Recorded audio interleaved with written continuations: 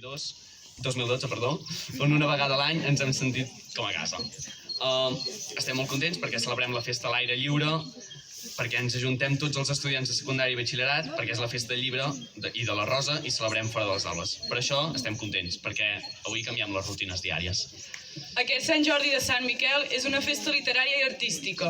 Es llegirà un poema, s'interpretaran dues cançons i a continuació coneixerem tots els premiats de les diferents llengües que s'ensenyen a l'escola: català, castellà, anglès, francès i alemany.